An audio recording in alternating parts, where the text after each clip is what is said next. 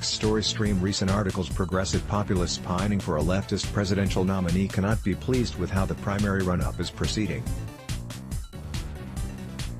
Many thought that Joe Biden's early lead was an illusion, propped up by name recognition, and would fizzle once his ideologically checkered past was held up to the light. But after 3 months in which we have rehashed Biden's record on the Anita Hill hearing, busing, abortion and two-income families, the former vice president has retained his lead in national and early state polls.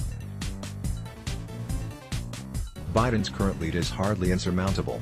He generally polls in the low 30s nationally.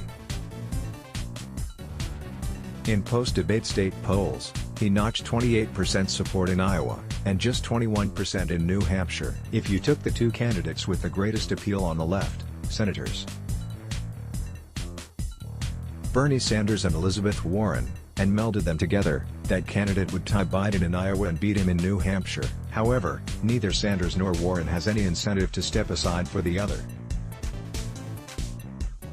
Each polls well enough to justify staying in the race, as almost every national and state poll has them in second or third place, and each has built a huge small donor base, approximately 746,000 donors for Sanders and 421,000 for Warren, according to the New York Times, which will keep them well financed throughout the primaries.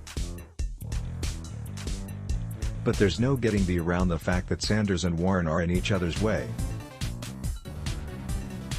If Biden's level of support has a hard floor of around 30% nationally and in Iowa, then neither Sanders nor Warren can afford to splinter the leftist vote, especially because there's so little either can poach from the second and third tier candidates. Warren, as of this moment, appears to have more opportunity to broaden her base than Sanders, but that's only of marginal potential benefit. In last week's National Morning Consult poll, Warren is the top second choice of both Kamala Harris and Pete Buttigieg supporters, who have been in 4th and 5th place, respectively. In most surveys, Harris and Buttigieg are moderates compared to Warren and Sanders. Harris recently told the New York Times that, unlike Warren and Sanders, I'm not trying to restructure society.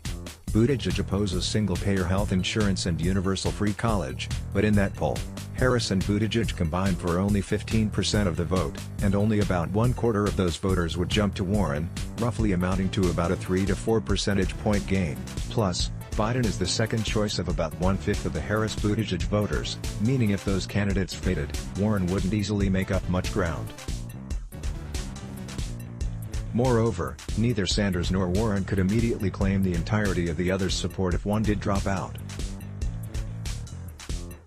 According to the Morning Consult poll, the second choice of most Sanders supporters is not Warren, but Biden.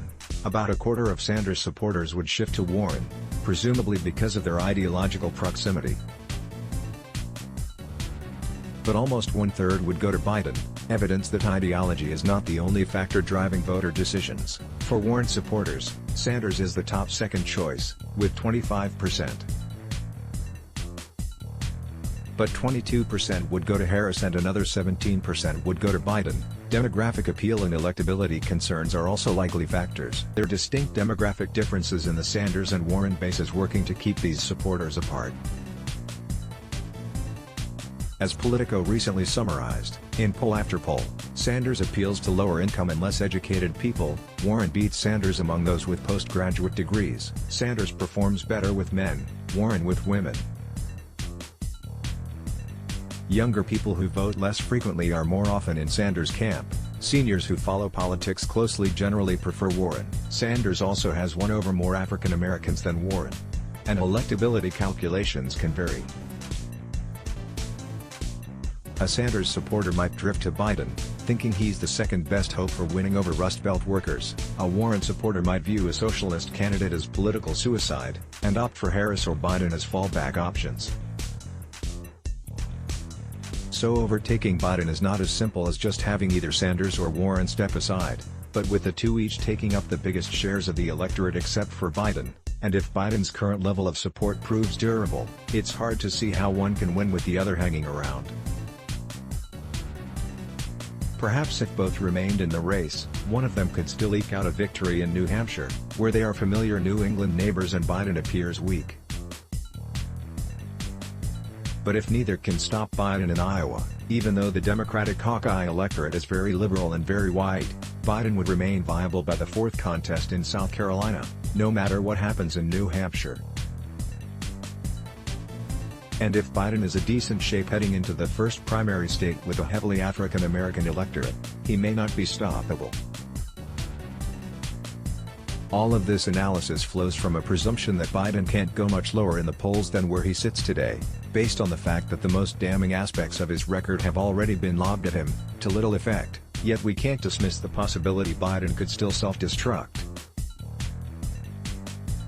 While he has always been, in his own words, a gaffe machine, every new verbal flub gins up questions about his age and his mental acuity. So far, his supporters have been a forgiving bunch. But if Biden suffers an indisputable senior moment, his numbers could collapse, throwing open the race and creating space for Warren, Sanders and more. Sanders is the second choice of 24% of Biden's supporters, and for Warren it's 20%, suggesting that a Biden bust would not automatically give either progressive a leg up, nor one of the more moderate alternatives. However, it's not much of a strategy to wait for Biden to implode, as it puts Biden in control of his own destiny. If progressive populists want to seize control of the primary, and the party, they would be best served by taking action. Since neither Warren nor Sanders can be expected to sacrifice their candidacy to boost the other before Iowa and New Hampshire, the only way for left-wing voters to maximize their influence is by taking the initiative to consolidate around a single candidate. The members of the Democratic Socialists of America last week tried to put their thumb on the scale, formally declaring the organization would endorse no other Democratic nominee but Sanders, as the only self-proclaimed Democratic Socialist in the presidential race. The DSA only has 56,000 members, not nearly enough to force the rest of the left to follow its lead. Still, the socialists have the right idea. If the progressive populists of the Democratic Party want to call the tune for the primary, they need to choose. Bill Scher is a contributing editor to Politico magazine, co-host of the bloggingheads.tv show The DMZ, and host of the podcast New Books in Politics. He can be reached at contact@liberaloasis.com or follow him on Twitter @BillScher. Let's block ads. Why?